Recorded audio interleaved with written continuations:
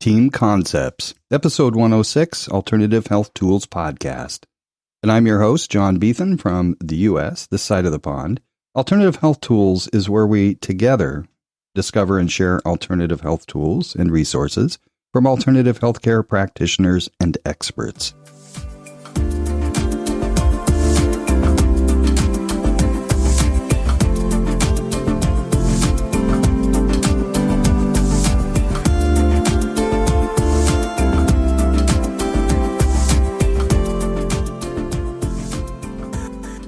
In these times of global pandemic, learning about alternative health tools just might be more important than ever before. Conventional medicine obviously does not have all the answers to the mental and physical health issues and challenges posed by the coronavirus. With the recent addition of Kim Shea, who joins John Biethan and Lisa Victoria as a co-host, the Alternative Health Tools team expands its reach to wellness practitioners we haven't heard from for over the first 100-plus episodes. In this, the first meeting of the minds between Kim and Lisa, we learn about the work they're doing and what impact they hope to have on listeners.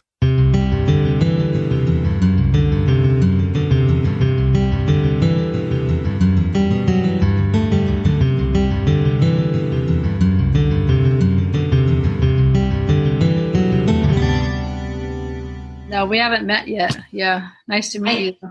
Where are you in America? Where am I? I'm in Carlsbad. Oh, nice. Yeah. Yeah, she's in Carlsbad. I'm in Carlsbad, and you're in the UK across the pond. Thank you. So how did you two meet then? What's the background? At the chamber. At the chamber. Yeah, and that's how you met John, right? Yeah, it was. Yeah. About a year and a half ago now, wasn't it? Yeah, was it September? No, it was June. June gloom. Oh, June gloom. Okay. Yeah. I'll never forget that. I didn't know it was a thing until I came to California. It's a thing. Yeah. What brought you out here? So my cousin lives in Carlsbad. I haven't seen her for many years. And my friend was actually doing a book signing in Colorado and asked if I'd come with her from the UK. And I thought, Colorado is quite close to Carlsbad. Well, it's not when you're there, but compared to the UK, it's quite close. So I added on a trip to see my cousin. And while I was at my cousin's, I thought, I'm just curious to see if there's any networking meetings. And I was lying in bed, I think it was about 11 o'clock in the evening. And it said breakfast meeting tomorrow at, I think it's 7 a.m. And I thought, well, I can't call anyone now. So maybe I'll just get an Uber and rock up. And the rest is history. They let me in. And John was the unfortunate one to be able to sit on the table that I was on. And it was. What do you mean unfortunate one? Are you kidding? I mean, my story is what I know you are kidding, but it's when I saw you, when we went around the table introducing our 17-second elevator speech, whatever you want to call it. And when she opened her mouth and started speaking, I kind of went, oh my God, I think there's an angel there. That's so sweet. Yeah, well, it's very really kind true. of you, John. Yeah. Then we talked after that, right? Yeah, we met for coffee, didn't we? Yeah. So I'm going to do a screen share here briefly because I want to let you know that if you don't already know that Kim has her own podcast called Pivot and Thrive. How exciting. You want to talk? How long have you been doing that for, Kim? Yeah. I've only been doing the podcast for, we can scroll back here, since the beginning of September, the end of August. But about a year ago, I was doing video interviews, and then I had to stop that with the pandemic. So I guess a little longer. But the nice thing about the podcast is you don't have to limit it to 7 minutes. So when people would talk and they had interesting things to say, I always had to cut out a lot to cut it down to 7 minutes. Because people won't watch a long video of an interview, I've found. But anyway. Yeah. Kim, where did you come up with the artwork for your I love that cover. It's beautiful. It is a painting that my grandson did. Oh my gosh. So, and I was thinking of artwork. I said, I can go paint something. I want to do something that kind of like is that you go this way and then you just explode. Like you're going down this path in your life and then you just turn and you explode. And I thought, wait a minute, that's hanging on my wall. So I went and took a picture of it, and that's what that is. No, it's beautiful gorgeous. And very meaningful as well, isn't it? Yeah, it is. Yeah. Wow. So, yeah. So here we are. So Kim and I, over probably 2 years ago, when I was doing alkaline water and stuff, we met for coffee and talked. And what happens with me is, depending on situation, is that I had this feeling that we'd be working together, but it just never materialized in terms of the water and the health. And there was some aging wellness thing that you were putting together, Kim. Is that right? Yeah, my coaching program, my aging coaching. But wasn't there going to be an aging webinar, not webinar, but forum or something? An expo. Yes, and we are still talking about that at the chamber. So anyway, but it never materialized. And then Kim reached out to me for getting some help with her podcast. And so we did some work together. And the more I've gotten to know her, the more we're just on the same page and we're in the same tribe and all that. So, basically, she's got her own podcast. She's fabulous in terms of the interview and talking with people and conversation. And I just asked her if she'd like to take a spot as a co-host on Alternative Health Tools. And here we are. Amazing. Yeah. You're welcome. I really appreciate being a part of it, and I enjoy both of your interview styles, so I've enjoyed listening to your podcast. I have not listened to all 104, but... Come on.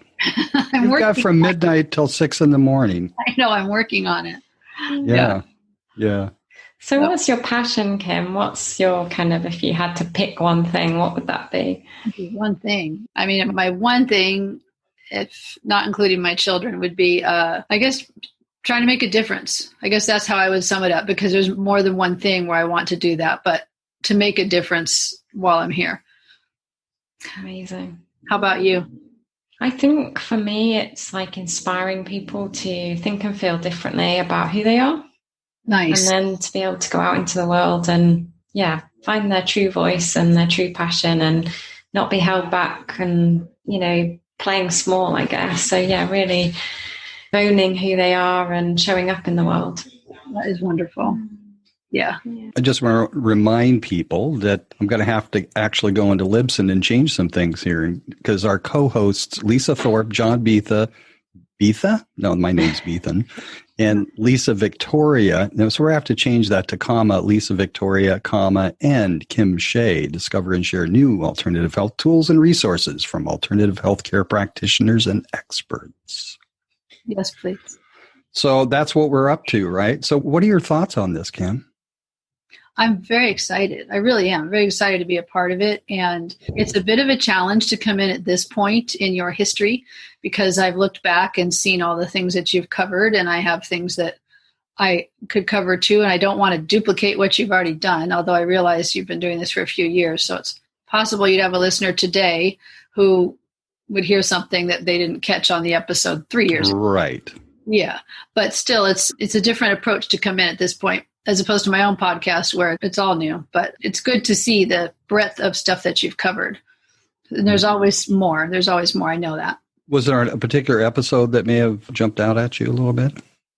I really enjoyed the 100th episode that you did, where you were all talking, and there was a lot of nice connection there and nice camaraderie. So it feels neat to be a part of that, kind of a setup, and feel like it'll be more than just delivering information, but developing friendships, which is really nice too. Yeah, it's all about relationship. Yeah. I just finished the Ayurvedic episode, and I enjoyed the episode. I guess it was the 100th episode, but it had all the different snippets of different podcasts. Yeah, so the episode that Kim and I were on is episode 104, titled Kim Shea, Coaching for Life's Third Period. I did listen to that one. It was excellent. Of course you did. And it was excellent. It was very good. I enjoyed it. So how do you describe what's a third period of life? Uh-huh. Well, for some people, the first period of life would be just growing up. And I'm not sure I have the same definitions as everybody else, but growing up and doing what you have to do because it's what you're doing. You're putting food on the table. And then the second period of life is when you can start to become more of an expert in what it is that you do, and you're enjoying yourself and you're moving towards retirement. And then retirement would be the third phase, where you start defining who you are, maybe doing the purpose that you always wanted to do but never could take the time to do or afford to do. Yeah. Exploring more about who you are. Yeah, when I saw the third period, I thought of basketball is what I thought about. The third period overtime in basketball? Excuse my interest. Yeah. I guess basketball isn't something that I know a lot about. I've seen it on the telly, but I wouldn't know who's winning or what's going on, really. Well, there's just a bunch of guys with a lot of testosterone running around with a ball, sticking it in a hoop. That's kind of what it is. It's like a football, I guess, or any other sport. Yeah. So, Lisa, what's been going on with you? Haven't talked in a while, actually. Blimey, I don't know where to start.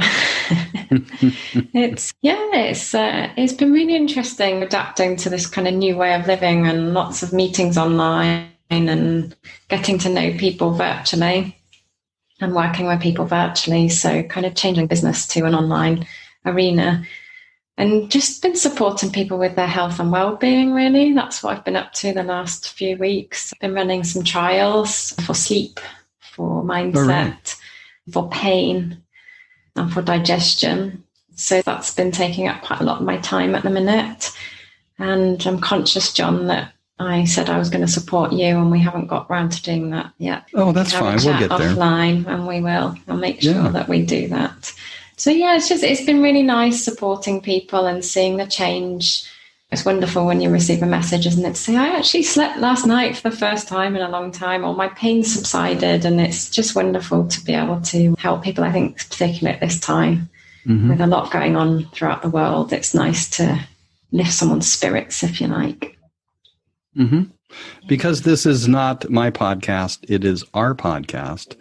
What do each of you, or let me put it to you this way, what have you seen or what would you like to see happen for alternative health tools in 2021?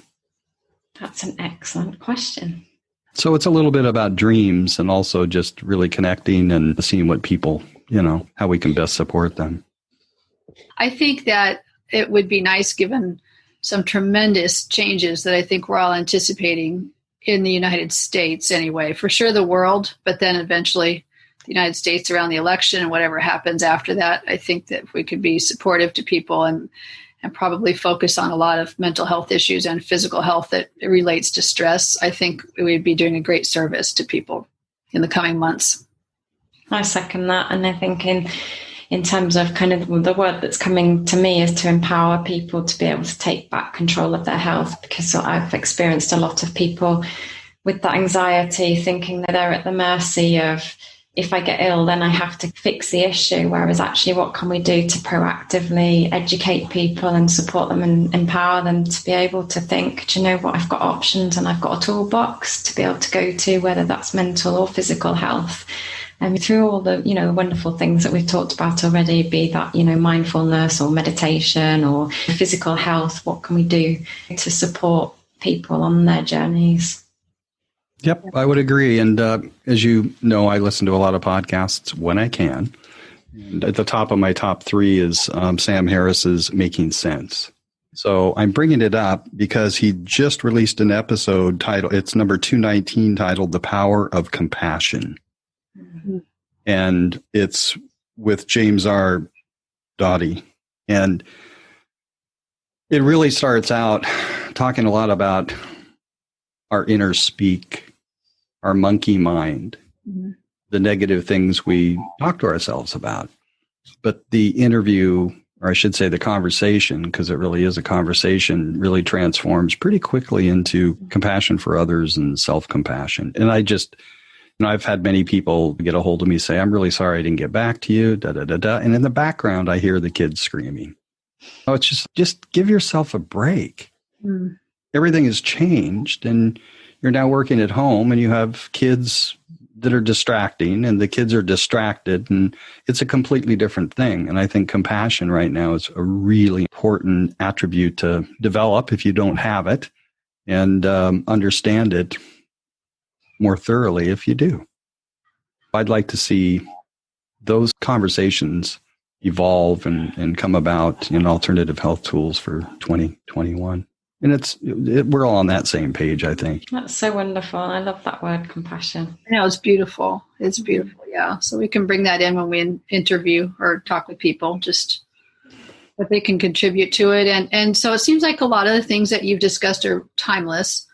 If we start bringing in the conversation about the pandemic, I don't know how you feel about that, if that's appropriate to be a little bit more timely. Absolutely. Okay.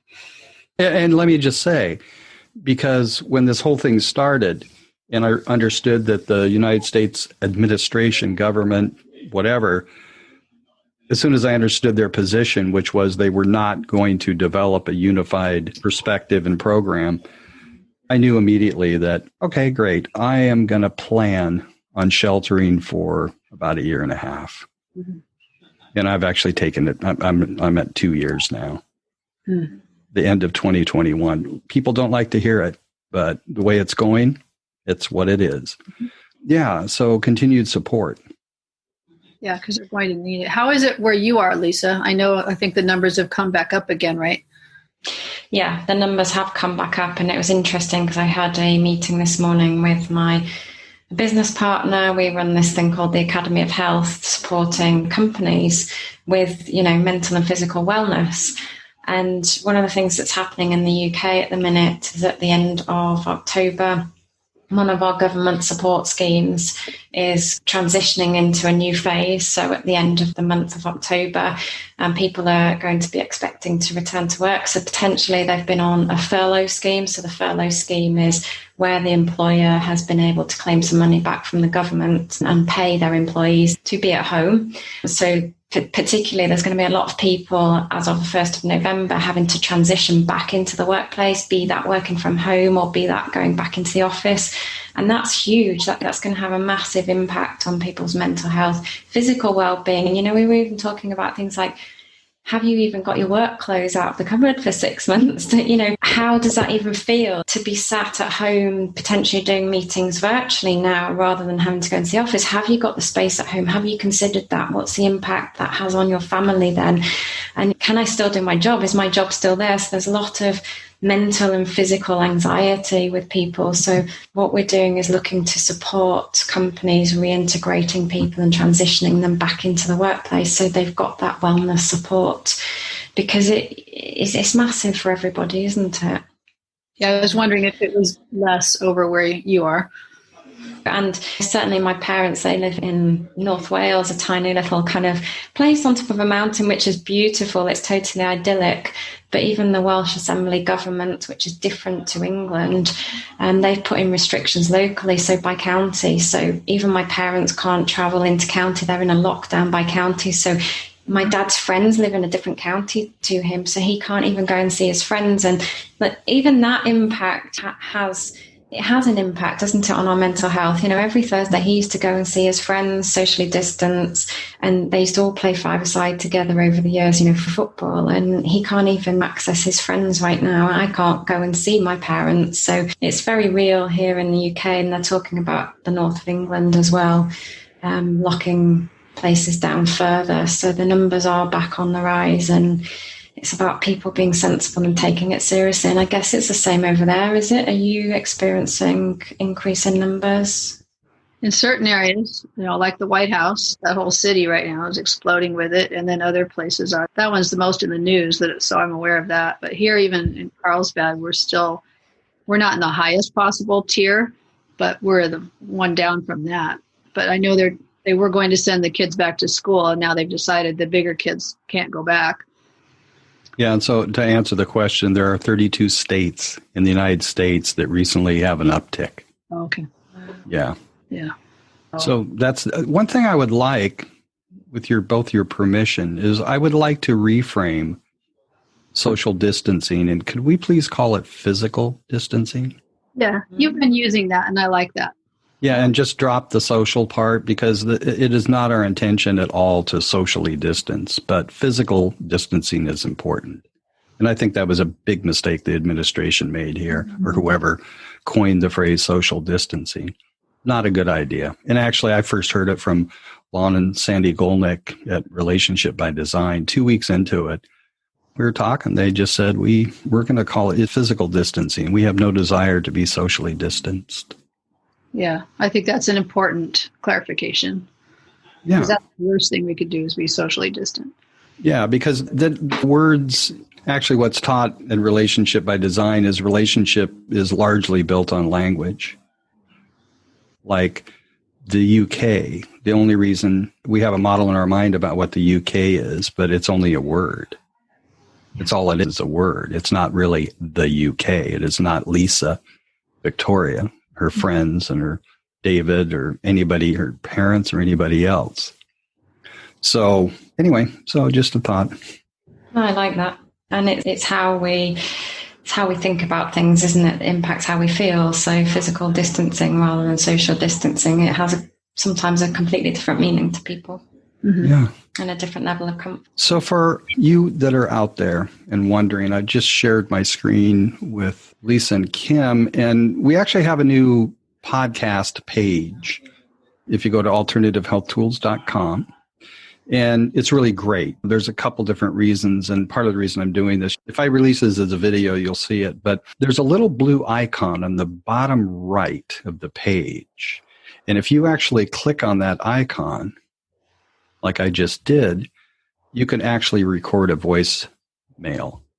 You can ask us a question. You can give us an opinion. You could let us know what you would like us to investigate and talk about in this next year. Yeah. So it becomes really a very interactive way for people to engage with us. And we would love to hear what you have to say. Mm-hmm. And then also on the page, there's a place where you can see the reviews that people have left. And you could also rate the show yourself. So we encourage you to come by alternativehealthtools.com and just let us know what you're thinking. I really like that, the fact that people can leave voice notes. I'm excited to hear those. Well, Lisa, I think you should leave one. No, you should. All of us, all three of us should actually or could click on that button and just leave a voicemail. And partially because so that you can experience what our community out there will experience. Yeah, that's a good idea. Yeah. I'll leave one saying, I think Lisa and Kim were fantastic on this particular episode. I can do without John. I don't think so. I wouldn't say that. I don't think so. We need the balance. Yeah, I know. And if we didn't have you, we wouldn't have a podcast. Right. Thank you. I know. Lisa Thorpe was very much a part of it, too. I'm going to talk to her in the next week or so. Going forward, we've been trying like heck to release every 2 weeks, but with the pandemic, I think we all got a little sidetracked. But part of the reason it would be nice to actually get back to a weekly podcast. I don't know if that's going to be possible. Do you have anybody coming up, Lisa? I have 3 people coming. You do? Nice. To be recorded. I do. What are the subjects? To be decided, but the one I spoke to you about briefly was the scalar treatment, and I'm going to experience that before we record. So tell us a little bit about what that is. I have no idea. I'm going to experience it first, and then I can tell you all about it. I've just heard some wonderful stories. I think I briefly told you about the animal that was in intensive care and wasn't going to make it. And this lady went in and treated the animal a couple of weeks. And the vet said, whatever you're doing, keep doing it because the animal's getting a lot better. And then actually went on to live for another 2 years and was in intensive care previously. So it's some form of healing. And I'm going to experience it, and Lord Louis is going to experience it as well. So you have to tell us who Lord Louis is. Lord Louis, and for Kim and the listeners' benefits, Lord Louis is my wonderful Cocker Spaniel, so my fur baby, as I call him. Yeah. So we're going to do some scalar work on him too, which is very exciting. So I can't wait to experience that and then record a podcast. So it's and what about the other 2? So they're more kind of energy healing as well, but thinking about things a little bit differently. So yeah, I need to sit down with those individuals and scope that out. But yeah, it's going to be different, I think. Yeah. Kim, what do you have coming up, you think? I just had a discussion with Leah Pronovost, who's a shaman, and that is coming out soon. It looks like edited and ready to go. And I'm also speaking with my friend Warren King. And Warren King is, first of all, I think we could get a lot of conversations with him because he is from Michigan. I think he's from Michigan, maybe Minnesota. Maybe they're the same. I don't know. That's when you get into that part of the country, I don't know. But and anyway, he knows about natural medicine and he knows about healing, and he's also a psychic, and he is now in Texas living on a ranch out there. This is part of a therapeutic thing that he's doing for himself. And he's recently suffered a big loss, and he's going out there and he is taking care of animals there and connecting with the earth and with the animals and working very, very hard physically And it's just a different perspective on the way he's been living his life before. And so that alone would be an interesting conversation. Yeah, it sounds like animal medicine. For him, yeah. And farm, just hard labor. He's having to carry giant bags of chicken feed way out onto the farm, and he's really working very hard. So it's a completely different, like an immersion in a different lifestyle for him right now as part of therapy. Yeah. Nice. Amazing. And talking about animals, can I just share a very quick story? So I've had a lady who has been trialing the oils that I'm using to support with mental and physical health. And she messaged me last night and said, my pig has got toothache and I don't want to give my pet pig Ava antibiotics. So can we use some oils to support with the natural healing process? So I said, I'm sure we can see if we can support with some natural oils to support with that. So I just thought that was wonderful that we're now looking to extend that out to animals. And I've reached out to someone who's a vet who uses oils with animals. And I just thought how wonderful we can hopefully help Ava. So I just thought it was quite a nice story to share. So I'll keep you posted. Please. Yeah, Kim and I can talk about it, but I have a connection here with somebody in Carlsbad area that's a vet, and she uses natural approaches. Amazing. You know? Oh, yeah. Know who that is. Yeah.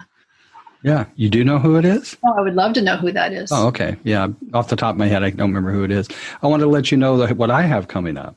So I met Logan Reed through a Mary Kravitz call. You know, I spent 7 weeks in a marketing program with her, and it turned into a conversation with her and her sister, Anna. So it's Logan and Anna. They have a business called Call Me Unstoppable. And their mission is to empower women to connect to their own unstoppable and unleash the power within. So Logan's got an MBA and a PCC, and she's professionally certified life coach who basically worked in corporate America for 15 years in HR. But I had a Zoom conversation with them this last week, and I got to tell you, we had so much fun. Just they reek of positivity. So you guys can look forward to that. That's nice. That'll be interesting. And also our mission for the coming year of helping to lift people up. Yeah, exactly. So anything else you guys want to talk about before we wrap it up? For me, I'm just excited. I'm excited to support more people. I think more than ever, alternative health tools is needed for people around the world. And yeah, I can't wait to work with yourself, John and Kim, to get more information out to more people. So yeah, it's very exciting times. All right, great. Well, just to remind people, come by alternativehealthtools.com. And of course, you can get this podcast anywhere you catch your podcasts. And John and Kim in Carlsbad, Lisa Victoria across the pond. And thank you very much for being here. It's just great. By the way, Kim and I had to get up at 7, and it's 3:00 in the afternoon for Lisa. And that is just the way it goes, huh? Yeah, I'm ready to wind down for the weekend, and you're just starting your day. So yeah, exactly. I'm sure the weather's much nicer over there than it is here. Yes, although it's gotten cool, but next week it's supposed to go back up to 85, I understand. It's tough life. I'm so sorry.